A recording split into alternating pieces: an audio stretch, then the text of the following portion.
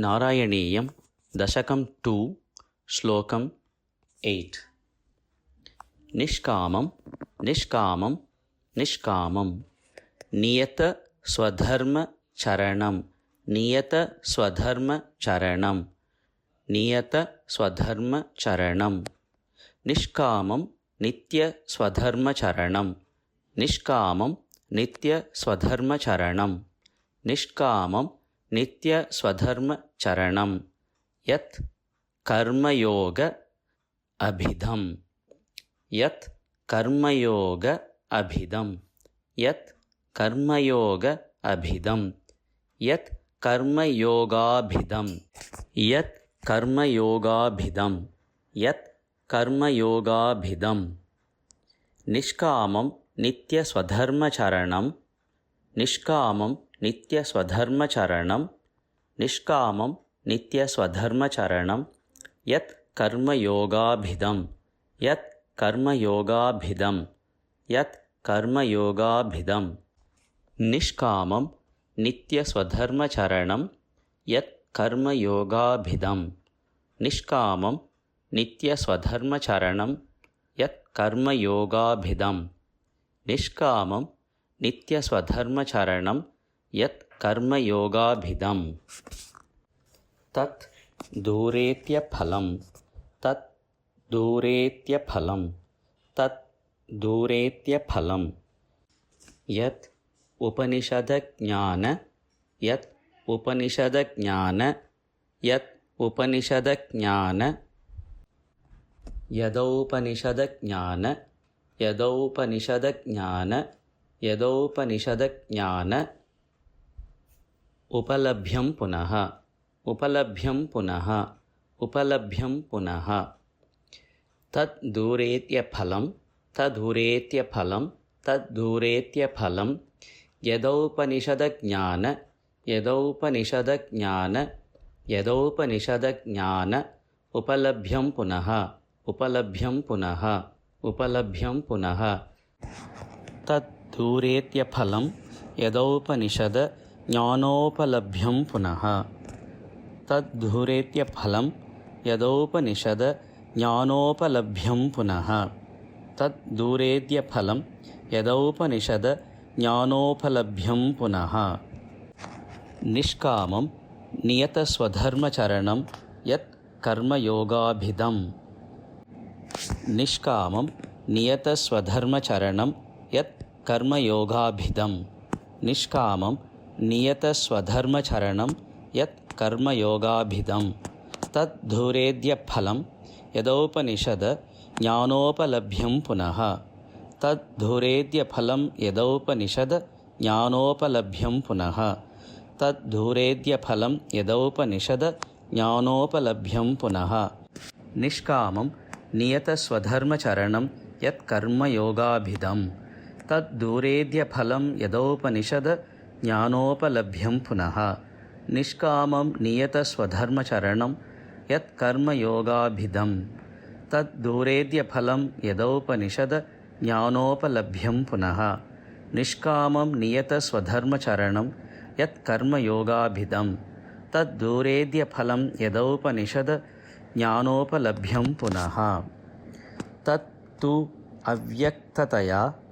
तत्तु अव्यक्ततया तत्तु अव्यक्ततया तत्त्वव्यक्ततया तत्त्वव्यक्ततया तत्त्वव्यक्ततया सुदुर्गमतरं सुदुर्गमतरं सुदुर्गमतरं तत्त्वव्यक्ततया सुदुर्गमतरं तत्त्वव्यक्ततया सुदुर्गमतरं तत्त्वव्यक्ततया सुदुर्गमतरं चित्तस्य चित्तस्य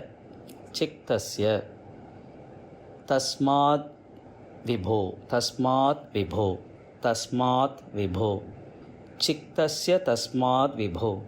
चित्तस्य तस्माद् विभो चित्तस्य तस्माद् विभो तत्त्वव्यक्ततया सुदुर्गमतरं तत्त्वव्यक्ततया सुदुर्गमतरं तत्त्वव्यक्ततया सुदुर्गमतरं चित्तस्य तस्मात् विभो चित्तस्य तस्मात् विभो चित्तस्य तस्मात् विभो तत्त्वव्यक्ततया सुदुर्गमतरं चित्तस्य तस्मात् विभो तत्त्वव्यक्ततया सुदुर्गमतरं चित्तस्य तस्मात् विभो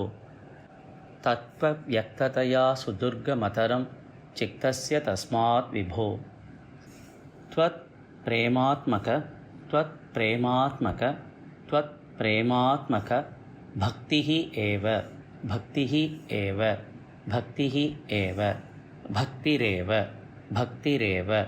भक्तिरेव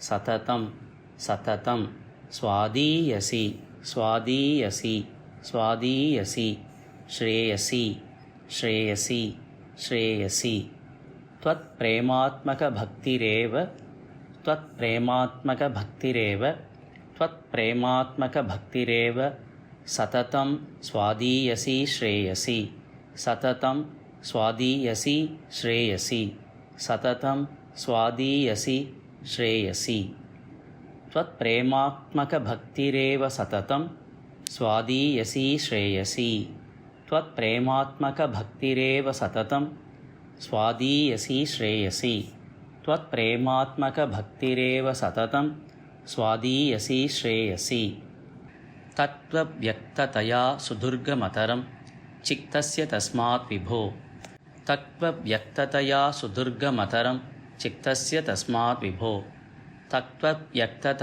सुदुर्गमतरं चित्तस्य तस्मात् विभो त्वत्प्रेमात्मक भक्तिरेव सततं स्वादीयसी श्रेयसे त्वत्प्रेमात्मक भक्तिरेव सततं स्वादीयसी श्रेयसी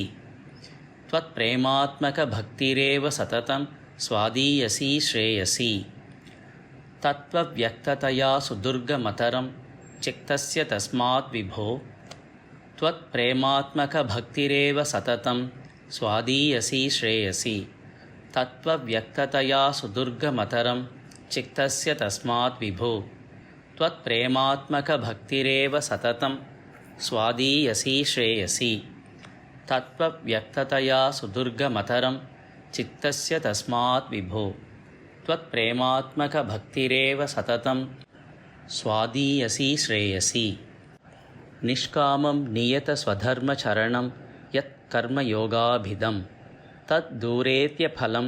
यदौपनिषदज्ञानोपलभ्यं पुनः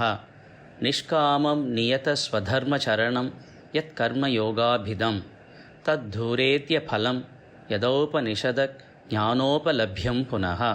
निष्कामं नियतस्वधर्मचरणं यत्कर्मयोगाभिधं तद्धूरेत्यफलं यदौपनिषदज्ञानोपलभ्यं पुनः तत्त्वव्यक्ततया सुदुर्गमतरं चित्तस्य तस्मात् विभो त्वत्प्रेमात्मक भक्तिरेव सततं स्वदीयसी श्रेयसी तत्त्वव्यक्ततया सुदुर्गमतरं चित्तस्य तस्मात् विभो त्वत्प्रेमात्मक भक्तिरेव सततं स्वादीयसी श्रेयसी तत्त्वव्यक्ततया सुदुर्गमतरं चित्तस्य तस्मात् विभो त्वत्प्रेमात्मक भक्तिरेव सततं स्वदीयसी श्रेयसी निष्कामं नियतस्वधर्मचरणं यत्कर्मयोगाभिधं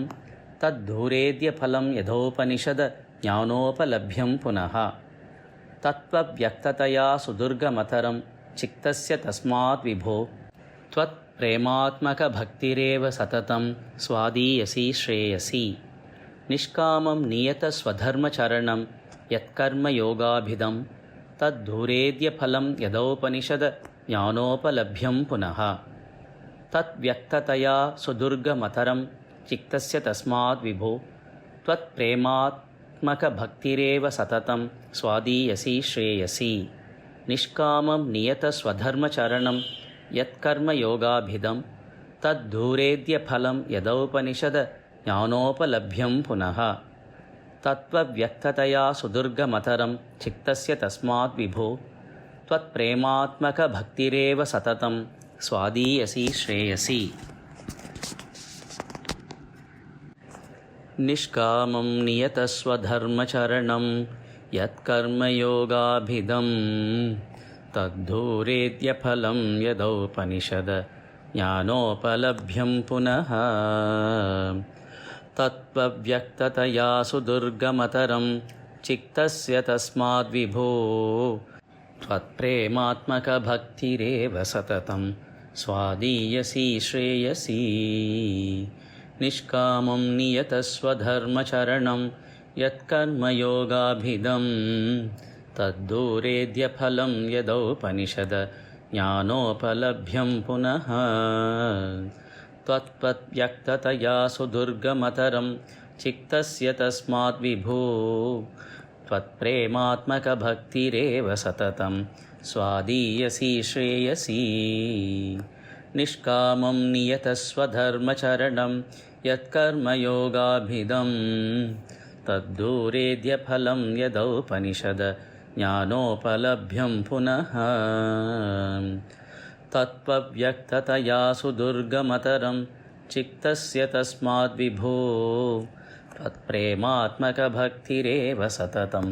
स्वादीयसी श्रेयसी।